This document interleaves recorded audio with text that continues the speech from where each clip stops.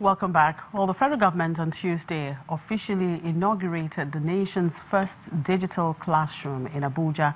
Now, this is part of the government's efforts to actualize the dream of a knowledge-based and innovation-driven digital economy.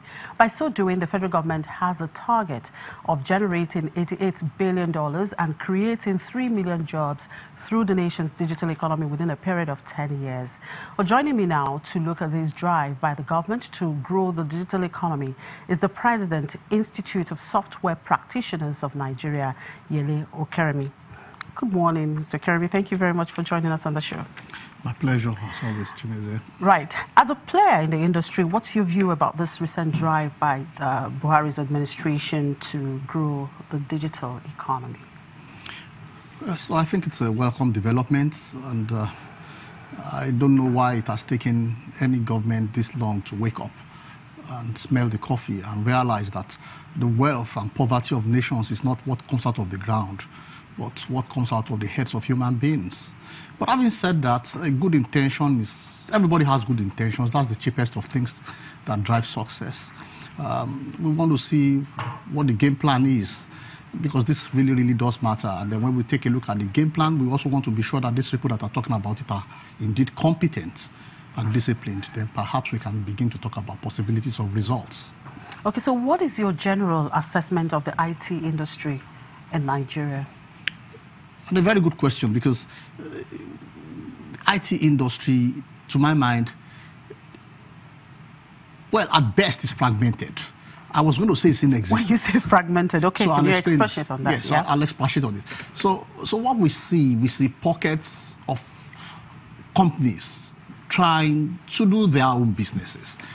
But what I haven't seen is a national strategy to achieving certain goals. So that everybody who's playing in that industry will be able to play in line with the national strategy. So we see some opportunities coming here and there, and people hustling and jostling around these opportunities, and most of these opportunities are virtually short-term opportunities. And so what's happening is that we have a nation that still relies very heavily on the importation of technology. And this trend obviously isn't very good, because we need to look at what we call competitive advantages of ourselves. And what are the factors that can make a nation competitive in technology? Basically, very few things. You need the human capital, of course you need the infrastructure, and of course you need market access. So talking about market access, what else do we need? We're a population of 180 million, that's good enough. Secondly, we are, well, call ourselves an oil-rich country, which means we have the propensity to consume. So those are good. Now, what are we doing about human capital? Now, these are questions we need to ask. And we're talking about sustainable human capital. And let me say something. Technology business is not about selling and buying and selling. It's a game of intellectual property development. Now, smart nations understand this, and they have strategies to guarantee that they can have they can own intellectual property. And I would like to expatiate on that as we go by, because even, as a matter of fact, these are issues that even relate to national security, issues that relate to national sovereignty. Just as long as we keep relying and depending on other people to do things that we could otherwise have done, I see a nation that's going nowhere, unfortunately. Okay, before we go into that intellectual property, you did mention human capital, and perhaps that's the reason the federal government is coming up with this idea of digital classroom. What do you make of that? Well, I read it yesterday in the newspapers that the federal government says they're establishing the first digital classroom. I don't understand what that means, because more than 5-10 years ago, there have been digital classrooms. So I want to see what they mean by digital classrooms. Because what are we talking about? An environment where you have your whiteboards, where you can do teleconferencing, where you can learn online. That's what I thought it meant. And I didn't see anything new in that as far as I'm concerned. I've seen several digital classrooms, both within and outside of Nigeria. So the first thing I would say that except there's something jamming that I don't know. Well, isn't that one way of perhaps building that human capital that you are talking about? Yes, it's clearly a welcome development. But what I was alluding to was that I didn't understand what it meant by the first. It couldn't be the first. And actually, I stand bold to say that they cannot be the first in this country. And digital classrooms are good, but there have been digital classrooms before yesterday, because if you take a look, as a matter of fact, perhaps almost the entire curriculum of what you would see in MIT is available online. The same thing, what you see in Harvard is available online. And what that means, now these are very interesting things that are happening globally. What that means is that you really do not need to travel all the way to the US to have a lot of the knowledge that they have in the US. And so what you see world over is that there's democratization of knowledge. And you realize that it is changing the play field.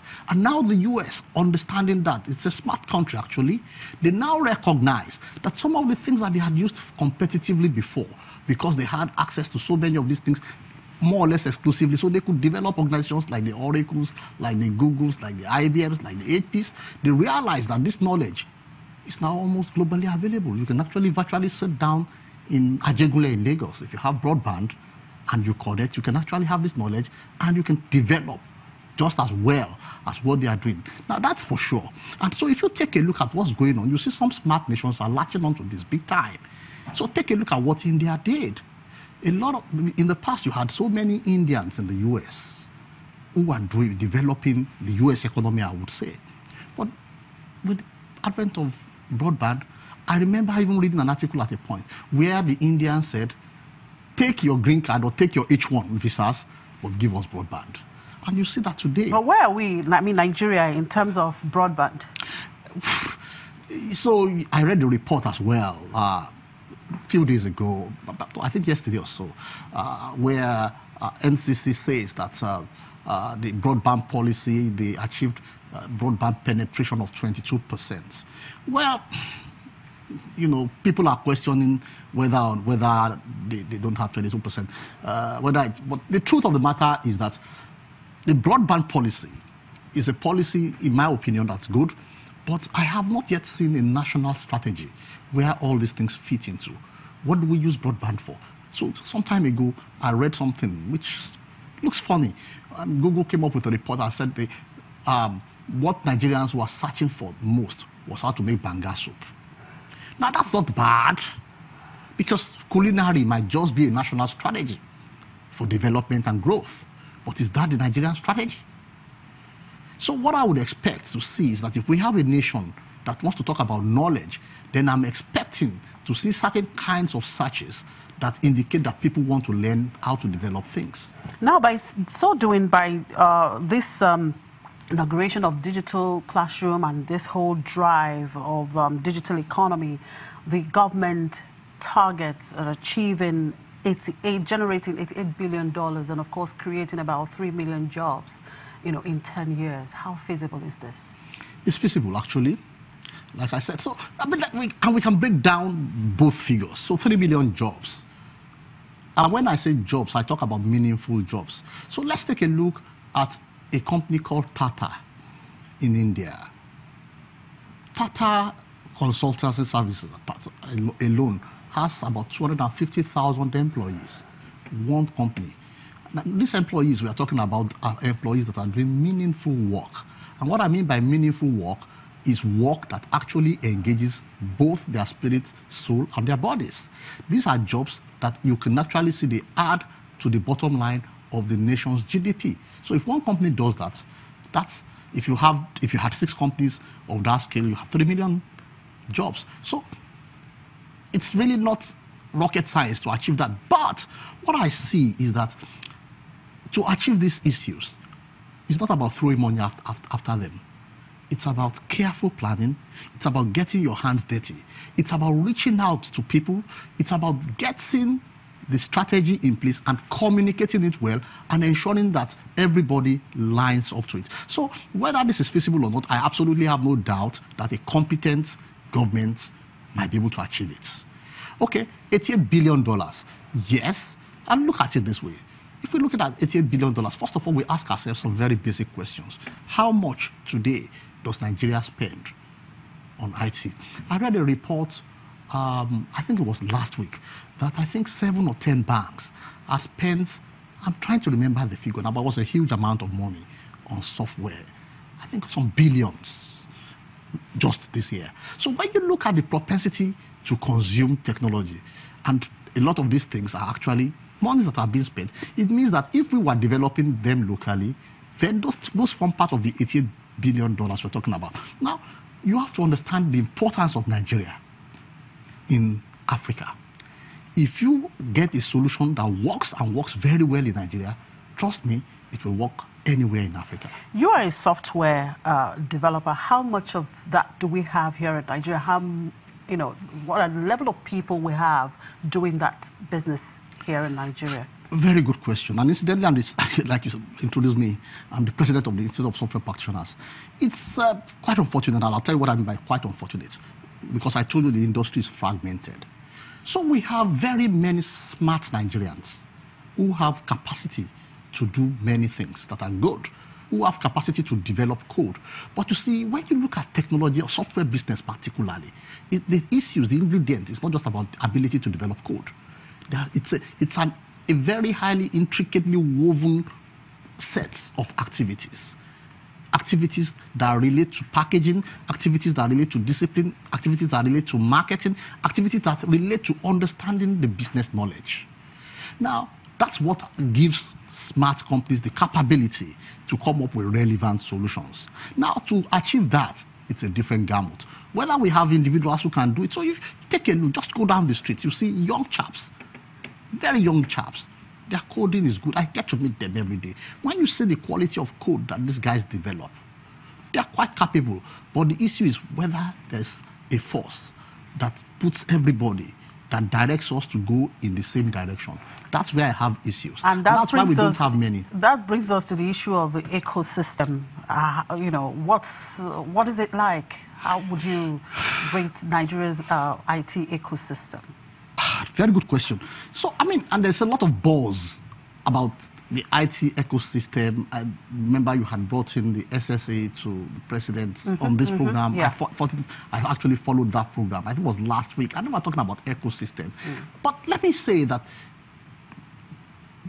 many people do not fully understand the real definition of the IT ecosystem as it is defined scholastically. So scholastically speaking, the IT ecosystem is also a very intricate system. So look at it this way. It starts even from the schools. And today, it actually starts even from primary schools up to secondary schools, but most importantly and most prominently, the tertiary institutions. And I will explain how these things weave together. So you have the schools, then you have the industry practitioners. So I realize that people talk about the IT ecosystem in Nigeria, and all we hear and talk about is startups. Startups are very integral and very important in the ecosystem, but they do not form the ecosystem. So you have the schools, you have the major IT players, then you have the startups, you have the employees of the major IT players who become what we call angel investors.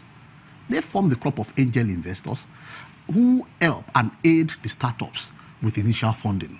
Then the ecosystem includes venture capitalists. So what happens is that, imagine we had in Nigeria 5 sound IT firms who are able to pay their employees very well, such that their employees are able to invest maybe something like $10,000, and they come together.